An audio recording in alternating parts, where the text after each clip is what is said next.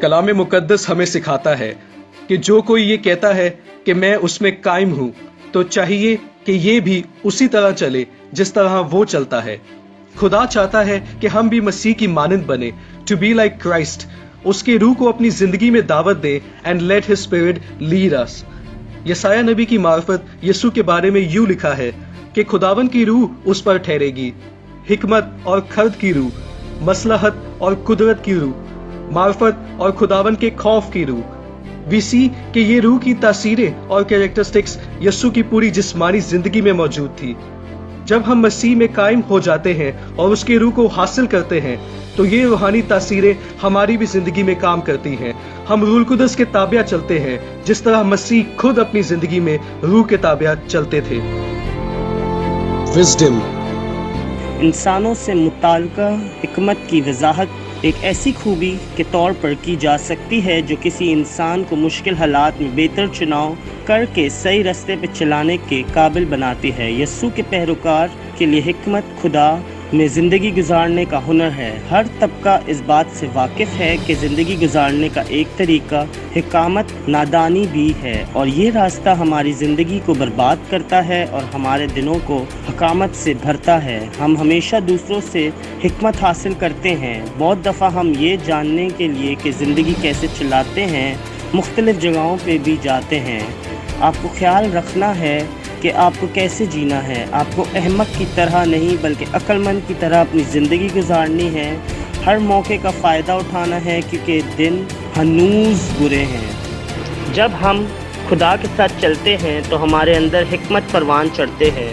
ہمارے آباء و اجداد نے بزرگوں کو حکمت حاصل کا ذریعہ سمجھا کیونکہ انہوں نے خدا کے ساتھ اپنی زندگی گزاری اور اس کی تعلیمات سے اور فہم سے پہچانا کہ سچ کیا ہے۔ سلیمان نے خدا سے حکمت مانگی اور خدا نے اس سے کہا، سو میں نے تیری درخواست کے مطابق کیا، میں نے ایک عقل اور سمجھنے والا دل تجھ کو بخشا، ایسا کہ تیری مانند نہ تو کوئی تجھ سے پہلے ہوا اور نہ کوئی تیرے بعد تجھ سے برپا ہوگا۔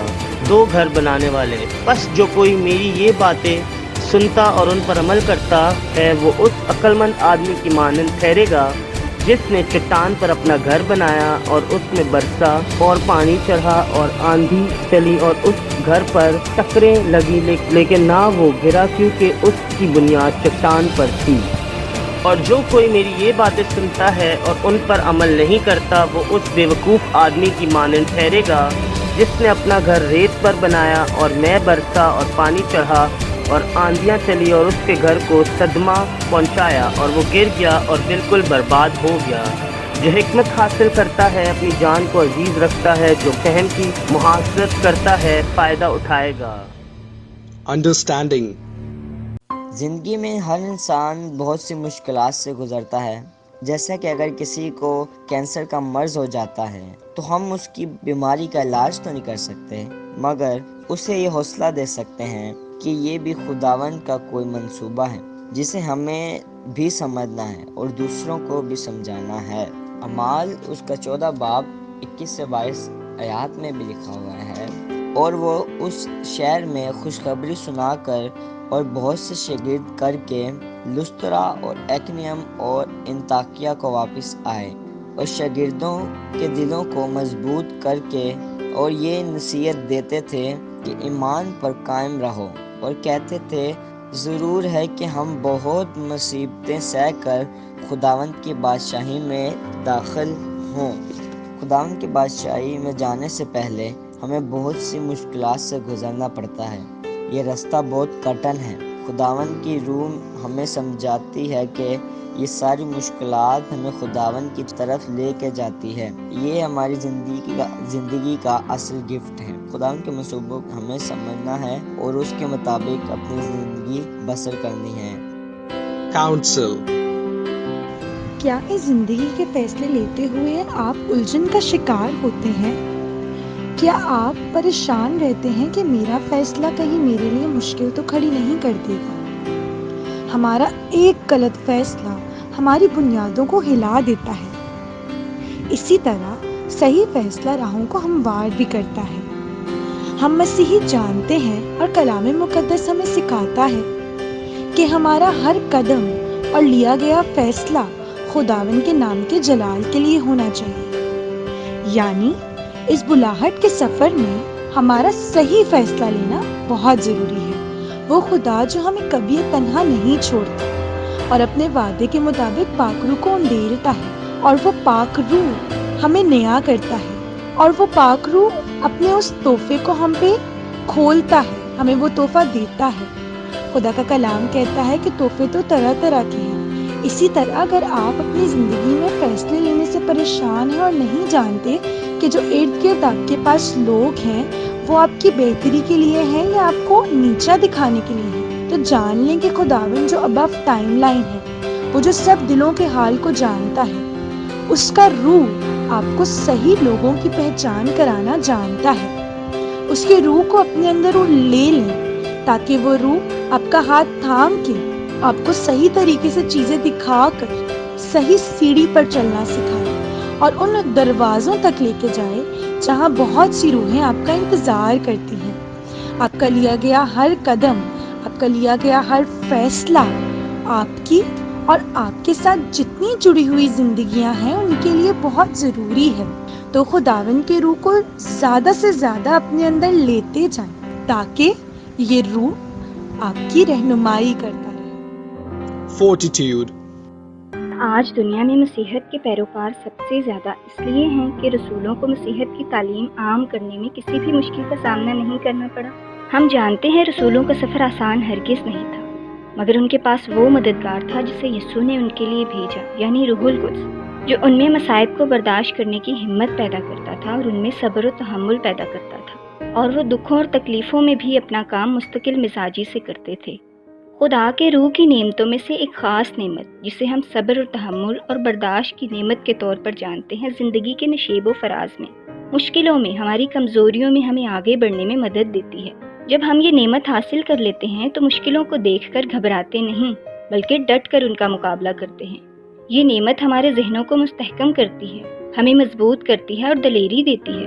ہم مصائب میں تو ہوتے ہیں مگر ہم ناشاد نہیں ہوتے، بڑبڑاتے نہیں، احساس کمتری کا شکار نہیں ہوتے۔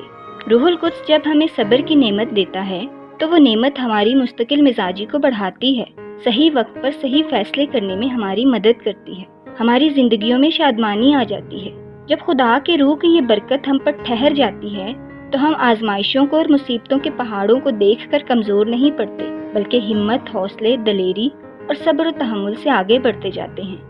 کلام خدا بہت سی آیات کے ذریعے ہماری تقویت کرتا ہے اور ہمیں مصائب کو صبر و تحمل سے برداشت کرنے کی تلقین کرتا ہے، کیونکہ جب ہم دکھوں کو صبر سے برداشت کرتے ہیں تو ہم میں پختگی آتی ہے اور پھر ہمیں شرمندگی نہیں ہوتی۔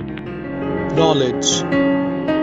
یہ وہ علم ہے جو ایک روحانی تحفہ ہے جو روح القدس کی قدرت سے روح میں گل جاتا ہے، جو روح کو اس قابل بنا دیتا ہے کہ ہر تخلیق شدہ چیز کا جائزہ اس کی حقیقی قدر پر خدا کے ساتھ ان کے تعلق سے لیں۔ خدا نے جب دنیا کو بنایا تو خدا کوئی کھیل نہیں تھا کھیل رہا، بلکہ اس کے پیچھے ایک خاص مقصد تھا۔ مگر اس مقصد کو ہم کیسے جان سکتے ہیں؟ پولس رسول پہلے کرنتھیوں اس کے 12ویں باب کی 8ویں آیات میں فرماتے ہیں، کیونکہ ایک کو روح کے وسیلہ سے حکمت کا کلام عنایت ہوتا ہے اور دوسرے کو اسی روح کی مرضی کے موافق علمیت کا کلام۔ مگر یہ علمیت کا کلام ہے کیا؟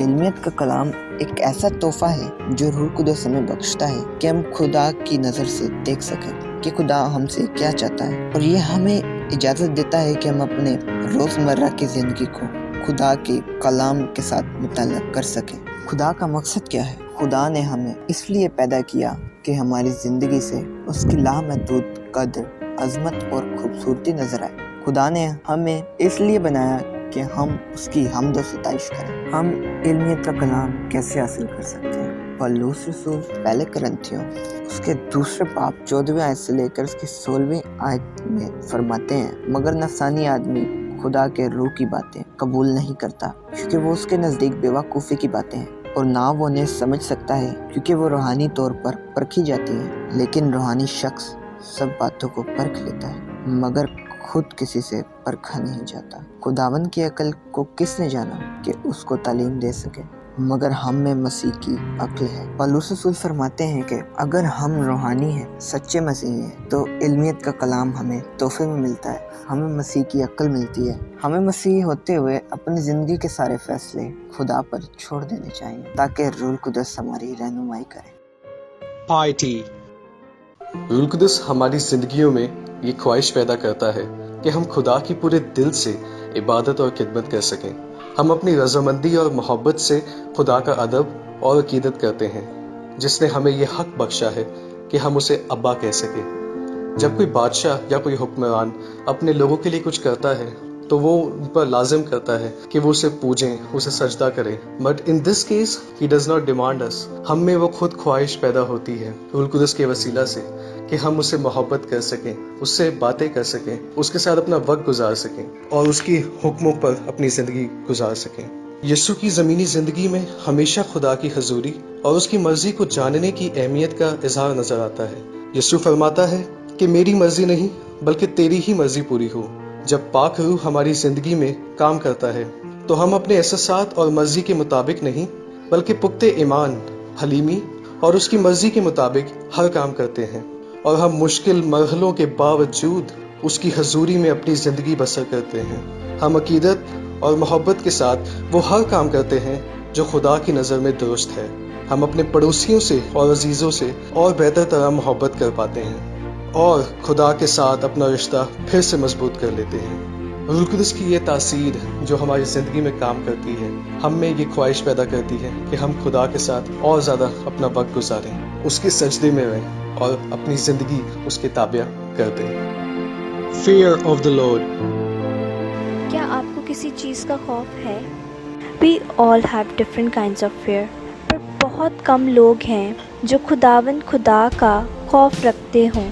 خداوند کا خوف یہ نہیں کہ ہم بہت زیادہ ڈر گئے، کوئی بڑا طاقتور پہلوان ہمارے سامنے کھڑا ہوگا یا کوئی وہ سپروائزر کی طرح سر پر ہے۔ جس فیئر کی ہم بات کر رہے ہیں وہ ہے عزت کرنا خداوند کی، پر یہ کرنا بہت مشکل ہے جب ہم کسی اور خدا کی تلاش میں نکل جاتے ہیں، آسان راستے نکالتے ہیں۔ کوئی ہمیں بولتا ہے کہ جادو سے یہ کام 2 دن میں ہو جائے گا، تو عزیزو پھر خدا کا ڈر کہاں گیا؟ بنی اسرائیل میں موسیٰ کو خداوند نے روکا کہ 40 سال اپنی قوم کو رہنے کے اصول سکھائیں، کس طریقے سے خدا کے ساتھ زندگی بسر کرنی ہے، اور یہ اصول بتایا تم خداوند اپنے خدا کی پیروی کرنا اور اس کا خوف کرنا۔ یہ گفٹ ہولی اسپرٹ کا بہت ضروری ہے۔ ہمیں بس جیسس کرائسٹ کو فالو کرنا ہے اور لوگوں کو نہیں۔ فلپین 2:12 میں لکھا ہے کہ بس اے میرے عزیزو، جس طرح تم ہمیشہ سے فرمانبرداری کرتے آئے ہو، اسی طرح اب بھی میری حاضری میں بلکہ بہت زیادہ میری غیر حاضری میں ڈرتے اور کپاتے ہوئے اپنی نجات کے کام کیے جاؤ۔ تو جب آپ کو کوئی نہ دیکھ رہا ہو تو تب آپ کا ریئل ایگزام شروع ہوتا ہے۔ خدا کے خوف کو ہمیشہ پریزنٹ مومنٹ پر رکھیں۔ جب ہم کار ڈرائیو کر رہے ہوں، ٹی وی دیکھ رہے ہوں، فون یوز کر رہے ہوں، تو ہم میں خدا کا خوف ہونا چاہیے کہ خدا مجھے دیکھ رہا ہے، خدا مجھے سن رہا ہے، اور جو میں اپنی زبان سے کہہ رہی ہوں یہ خوف ہونا چاہیے۔ بس خدا ہم سے یہی چاہتا ہے کہ ہم خوف کریں، پھر ہم نہ بری بات کرتے ہیں نہ برا سوچتے ہیں۔ ہمیں پتہ ہوتا ہے کہ خداوند نے میرا یہ کام کرنا ہی ہے، کیونکہ آپ میں خوف ہے، خداوند سے پیار ہے، رسپیکٹ ہے، اور ہر وہ کام کرے جس سے خداوند خوش ہو۔ تو آئیں یسوع مسیح کے لہو میں زندگی گزاریں۔ آمین۔ مگر جب ہمارے منجی خدا کی مہربانی اور انسان کے ساتھ اس کی الفت ظاہر ہوئی تو اس نے ہم کو نجات دی، مگر راست بازی کے کاموں کے سبب سے نہیں جو ہم نے خود کیے، بلکہ اپنی رحمت کے مطابق نئی پیدائش کے غسل اور روح القدس کے ہمیں نئے بنانے کے وسیلہ سے، جسے اس نے ہمارے منجی یسوع ناصری کی معرفت ہم پر افراد سے نازل کیا تاکہ ہم اس کے فضل سے راست باز ٹھہر کر ہمیشہ کی زندگی کی امید کے مطابق وارث بنے. آمین.